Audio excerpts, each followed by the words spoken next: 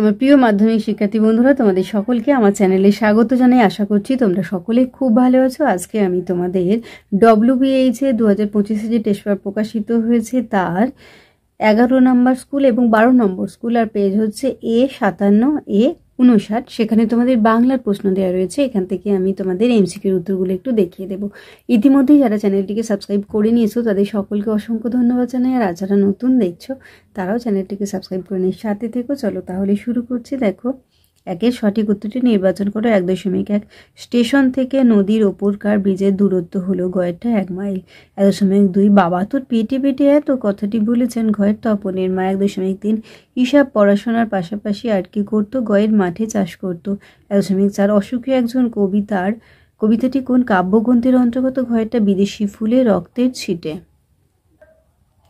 1.5 কালো ঘোমটার নিচে অপরিচিত ছিল গয়েরটা তোমার মানবরূপ। 1.6 হাত নাড়িয়ে বুলেট তারাই বুলেট হলো গয়েরটা বিশেষ ধরনের গুলি। 1.7 19 শতকে 32,000 অক্ষর লেখানো হতো ক্ষয়ের, এটা হবে 12 আনায়।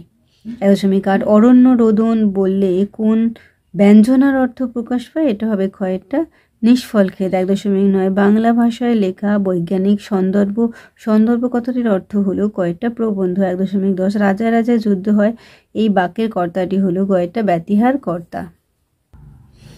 1.11 কলমে কায়স্থ চিনি রেখাঙ্কিত পদ হচ্ছে কলমে, সেটা হবে ক্ষয়টা করণ কারক। 1.12 দুর্ভিক্ষ সমাজটি গড়ে উঠেছে, এটা হবে ক্ষয়টা অভাব অর্থে। 1.13 উপমিত কর্মধারায় সমাসে অদৃশ্য থাকে, এটা হবে ক্ষয়টা সাধারণ কর্ম। 1.14 বাক্য পরিবর্তনে বদলায় না ক্ষয়ের অর্থ। 1.15 অনুজ্ঞাবাচক বাক্য হয় না ক্ষয়টা অতীতকালে। 1.16 বাচ্য শব্দের ব্যুৎপত্তি হলো, এটা হবে গয়েরটা হয়ে যাবে বচপূর্ব যুক্ত জ।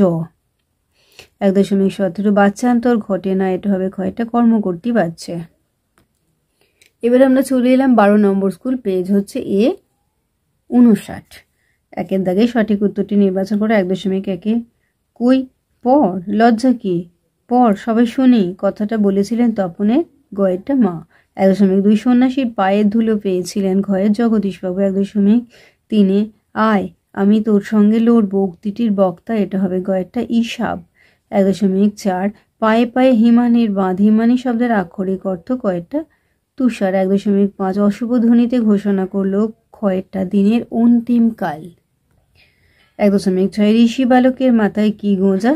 গয়েরটা ময়ূর পালক। 1.7 কঙ্কাবতী ও ডমরুধরে স্বনামধন্য লেখকের নাম, এটা হবে গয়েরটা তৈলক্যনাথ মুখোপাধ্যায়। 1.8 মাতৃভাষার পদ্ধতি আয়ত্ত করতে হয় ক্ষয়টা প্রীতির সঙ্গে।